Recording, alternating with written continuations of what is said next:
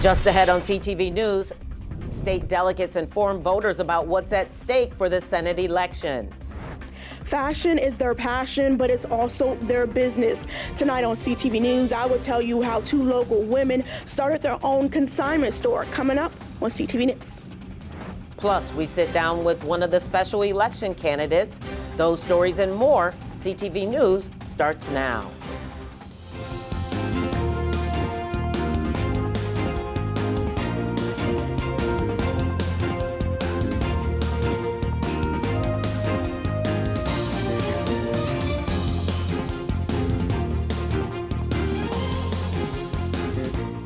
Good evening. This is CTV News for July 18th. I'm Mariah Jalad. And I'm Michaela Newton. Thanks so much for joining us tonight. Our top story, Angela Alsobrooks is calling on Donald Trump to join her in supporting a ban on assault weapons after the recent assassination attempt on his life. Now, at a rally over the weekend, Trump was shot by a man using an AR-15 rifle. 2 other people were critically injured in the incident and 1 was killed. Alsobrooks is urging Senate and House leaders to work together to pass a bipartisan ban against assault weapons like the one used in the attempt. In an editorial for the Baltimore Sun, Alsobrooks says she hopes Trump will join her in that call because nobody deserves to go through what he experienced at the rally. And a group of Maryland's leaders came together today to show their support for Angela Alsobrooks' race for the Senate and warn voters of the dangers they say Larry Hogan poses for Maryland and the country. U.S. Representative Glenn Ivey and state delegates highlighted what is at stake if Republicans take the Senate majority in November. Ivey says Hogan is running from his voting record and past as governor of Maryland, and if he is elected, it could have major consequences for the country. He's running from the fact that he opposed a ban on ghost guns. He's running from the fact that he opposed a ban on assault weapons. He's running from the fact that he's the hand-picked candidate of Donald Trump. He's running from the fact that he was the hand-picked candidate by McConnell, but he's not running for those soft money dollars that are coming from the Republican Party. And when he gets to the Senate, if he gets there, and we got to make sure it doesn't happen, he would run to the Republican caucus. And what that would mean is that there's more votes to continue to stack the Supreme Court. We've seen what that radical court has done. We've got Trumpites in robes that are overturning decades of precedents on key landmark decisions like Roe v. Wade. We don't need more of that. And day 3 of the 2024 Republican National Convention was yesterday. One of the top moments was when Ohio Senator J.D. Vance accepted his party's nomination for vice president. Capitol News Service reporter Daniel Stein has the story. On Monday, Donald Trump picked Ohio Senator J.D. Vance to be his vice presidential nominee, and tonight he took the stage at day 3 of the Republican National Convention. Earlier on the convention floor, Maryland delegate Chris Anderson told us he hopes Vance addresses urban communities in his speech, but doesn't have any expectations. I'm really hoping and praying that he says something about, the people that's been left behind, people that bringing more people, grassroots, into the Republican Party, especially black and brown people. I'm really excited to hear him say something about that. We've heard a lot from a lot of people about that topic coming from this convention, and I'm very excited about that. I'm waiting to hear J.D. Vance take on it as well. Earlier, I asked some convention goers what they thought of the VP nominee, and here's what they had to say.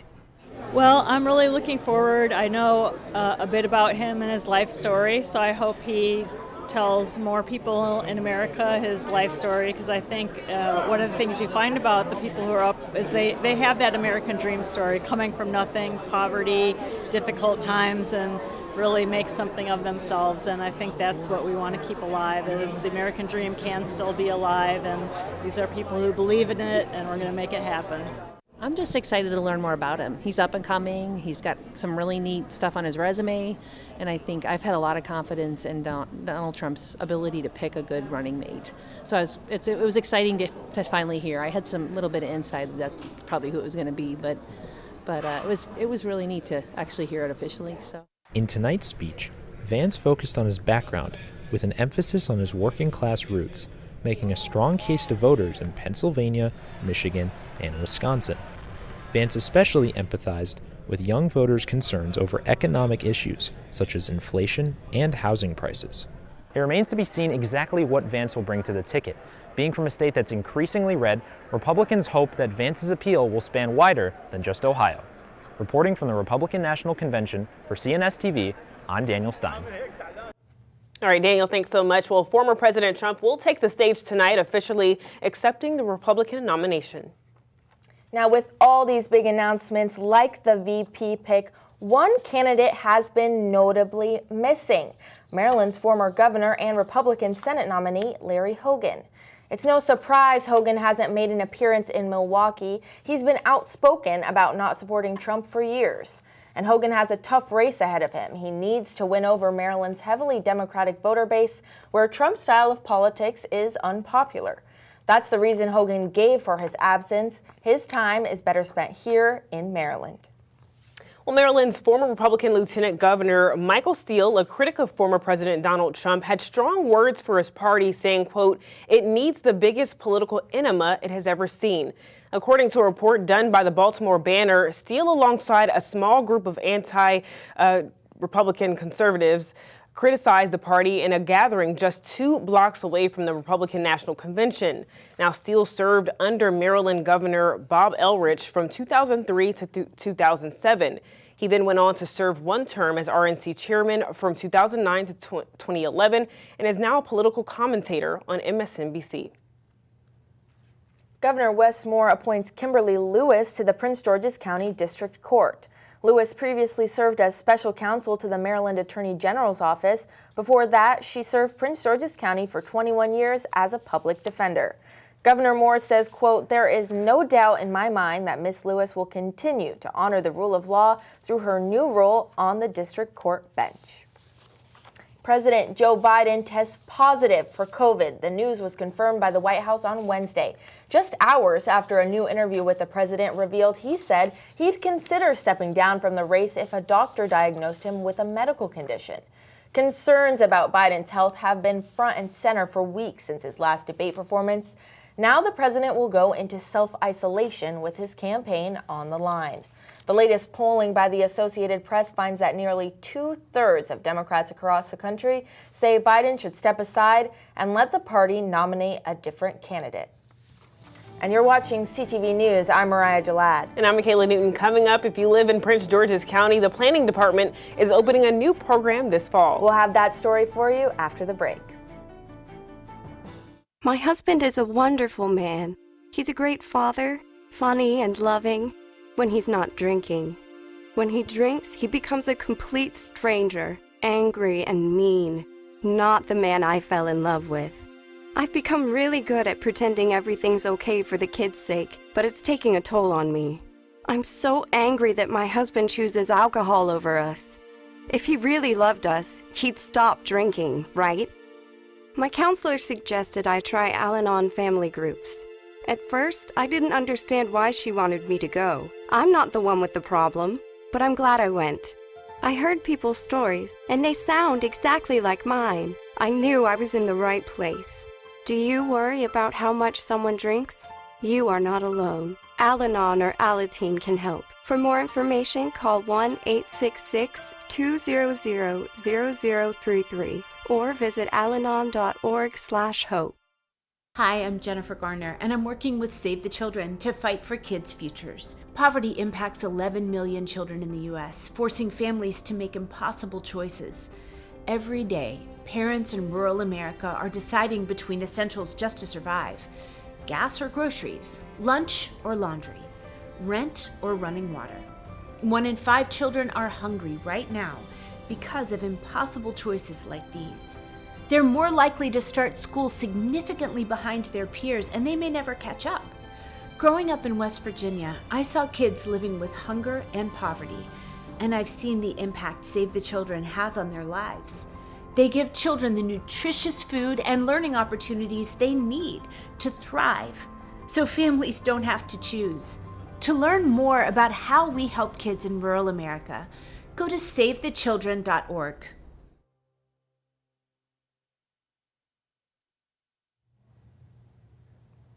Welcome back. A petition is calling for recently hired University of Maryland Superintendent Monifa McKnight to be removed from her position.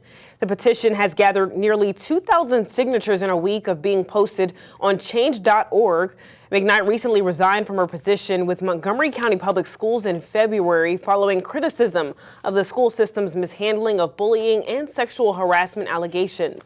The petition organizer claims that McKnight's administration covered up allegations of misconduct by former Farquhar Middle School principal Joel Beidelman. Beidelman is no longer with the school system. And the Prince George's County Planning Department is opening a fall program for their Neighborhood Planning Academy. The fall session will run for 7 weeks from October 9th to November 20th. The department graduated their 2024 spring cohort in May, and they're hoping to educate more county residents this fall. Each session brings up, discusses a specific topic of planning, such as development review process and learning how and what online formats and programs we have that will assist you in finding out what's going on in your neighborhood. We also have a section on PG Atlas, which is available to the public to assist them again in learning on what's going on in their community. And the application deadline for the fall cohort is August 16th. Well, a Maryland board has approved nearly $150 million in cuts to help support Medicaid and child care. Wednesday, the Board of Public Works, chaired by Governor Wes Moore, approved the measure along with other actions in an attempt to ease the pressure on the state's budget. Maryland is facing nearly $1 billion in projected budget deficits, driven by as much as $800 million in projected Medicaid shortfalls over 2 years. Well, 2 county women stepped out on faith and opened a business together. Now, almost 10 years later, they are thriving. CTV's Katara Jones talks with the co-owners of New Digs Consignment in Upper Marlboro about how they did it. Starting a business from the ground up isn't easy, and it takes a lot of hard work. But for 2 county women, their dedication to their vision has led them to not only 1 store, but 2. Really, it hit off in college is when I started shopping consignment, and I've always dreamt of having a consignment or some type of boutique. It all started with an idea from Kelly Queen. She wanted to partner with Sadiqa Brown to open up a consignment store. But Brown wasn't initially on board with the idea. When she took me to the other consignment shop, I'm like, we could do this. And that birthed the rest of 10 years later. Once Brown agreed, it took them a year to find their Upper Marlboro location. Queen credits her faith in God with bringing the perfect place, which they have been in for almost 10 years. People still to this day say, why are you in this small development, or why are you on the end?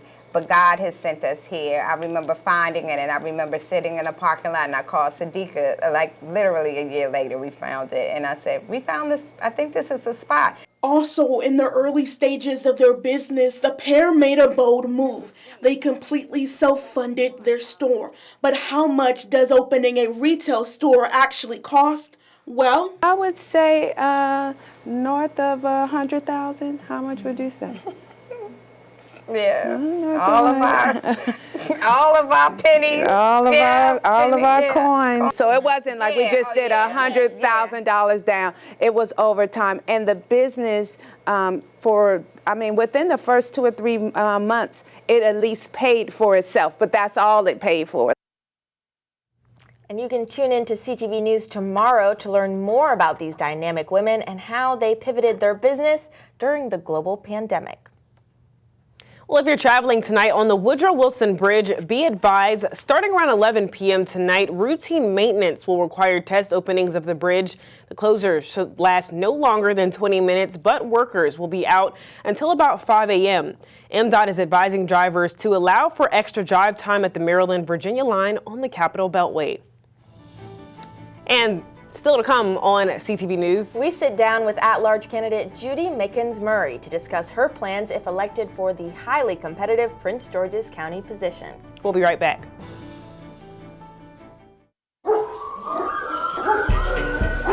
Let's get you home.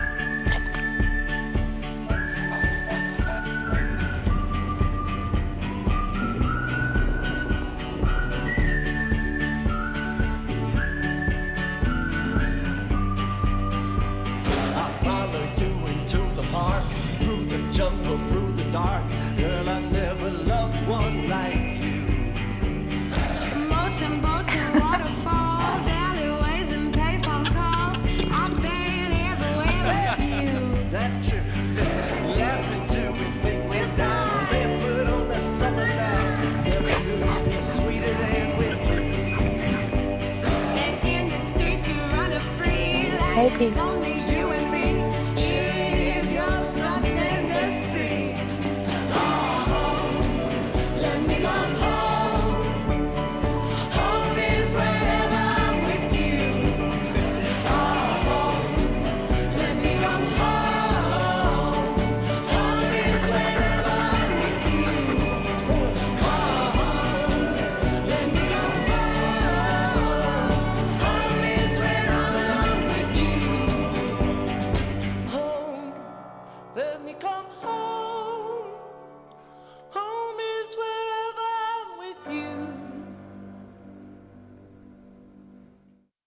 Sometimes in life, in order to move forward, it helps to look back.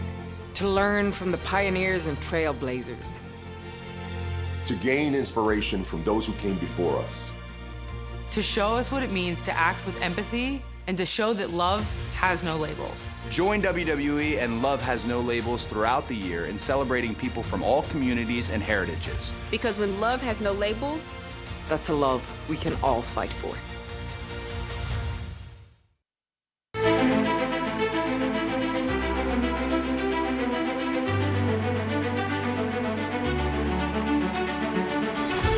Welcome back. The special election for the county council's at-large seat is less than 3 weeks away.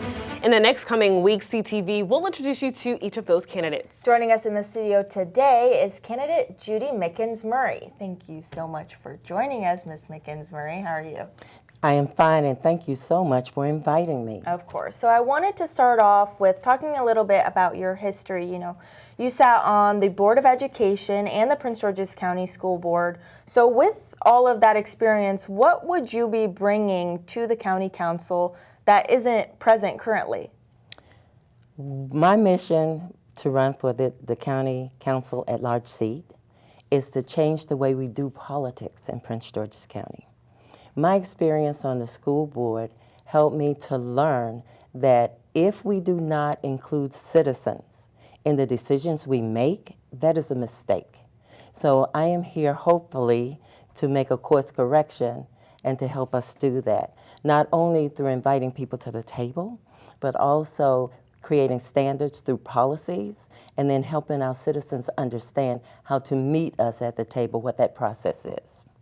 And for this at-large seat, what are some of your top priorities that you would bring into the role? My top priority is to look at the tax base, because for many years now I've not understood quite how the commercial tax is 70% and the resident tax I think is around 30%. Don't hold me to that, don't quote me with that, but I think that's what it is. I think that should be flipped. I think things should benefit the residents of Prince George's County, not the commercial owners that come in to make money off the citizens in Prince George's County. Okay, so you're saying you don't want to increase taxes against county residents, correct? Exactly. So something that's going to be a big issue going into this next year is the county council's budget has a deficit of over $170 million. So what are your specific plans to close that gap without it affecting county residents? Well, let me say this to you. I think the best way for us to determine that is to bring some county residents along with the real estates, along with the businesses to the table and have that discussion. We all need to understand clearly what the situation is today. We all need to understand based on what have someone decided that this deficit exists. Because one of the things that I'm finding hard to grapple with is this is a special election now. We have people running for this for this county council seat that will create an additional deficit if we have to backfill those positions if those candidates prevail. So as we look at it, we're talking about judgment. You can't cause harm to the organization that you're trying to protect. And with that, one of the biggest issues is affordable housing in Prince George's County. So what exactly is your view on affordable housing? I think we need to build more moderately priced housing.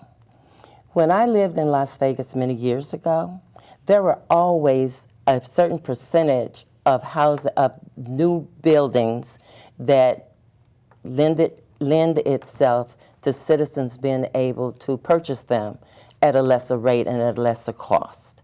I don't see that so much in Prince George's County, or if it is there, it is not obvious and no one is helping us to see that.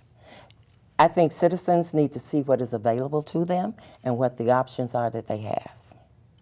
Okay. And I wanted to talk a little bit more about your experience on the Board of Education. So I'm sure that you saw the introduction of the Maryland Blueprint, or I'm sorry, of the Blueprint for Maryland's Future.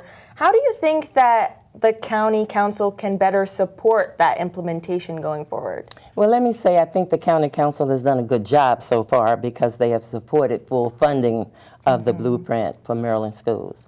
I see it as an opportunity for Prince George's County, and I see it as an opportunity maybe for a lifetime, because I don't believe that there's any state that have fully funded the budgets across 24 districts as we have in Prince George's County. So we need to compliment not only the governor, but the county executive and the county council. And then as far as the school system is concerned, I believe our children are now better positioned to receive the additional resources that they need to realize their full potential. In 2006, you actually helped create a program that you had parents come in and train to be a part of the classroom. So is that something that you would continue to initiate? Well, let me say this. I'm very proud that they have continued that program. It's called Parent Liaisons today. I called it Parent Teaching Assistants. So anytime you come to an organization and you can leave something that was not there, and I try very hard wherever I am to leave an organization better than I find it.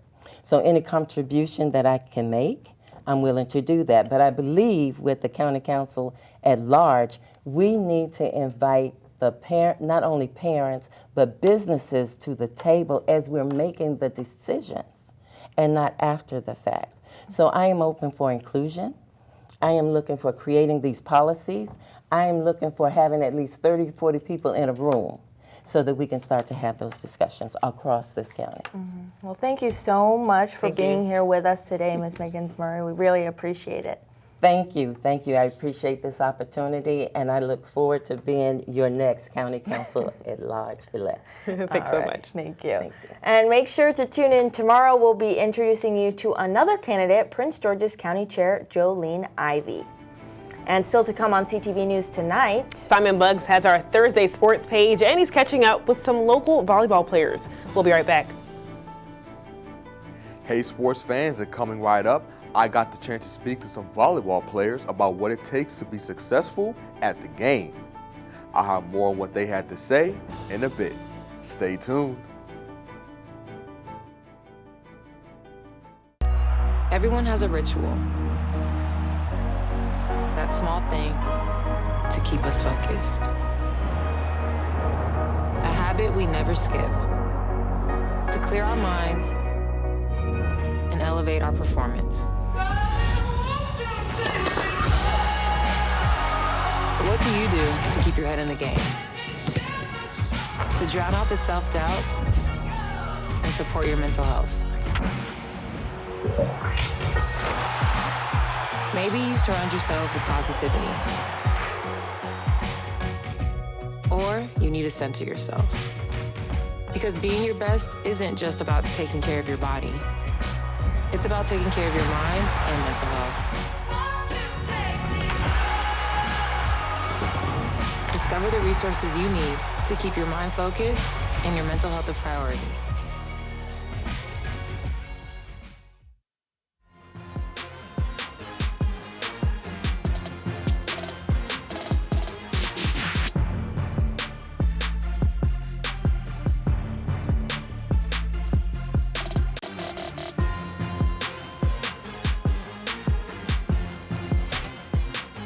Okay, everybody, it's time for your Thursday sports page. We begin with some volleyball news. Volleyball is a sport that requires a lot of skill to be good at. From blocking, to striking, to diving, to do all of these things, you have to have a certain collection of traits to be successful. I caught up with volleyball players Charlie Manley, Deja Warren, and Crystal Newman, and they gave their thoughts on what makes up a good volleyball player. I think a good quality volleyball player has great leadership. I think she or they have great mental toughness, because the game can get really hard, and just being an athlete in general, going to the higher level, like you have to have great mental toughness, you have great self-control, and you also just have great confidence and grit when going into the game, and you have good work ethic to strive to get better.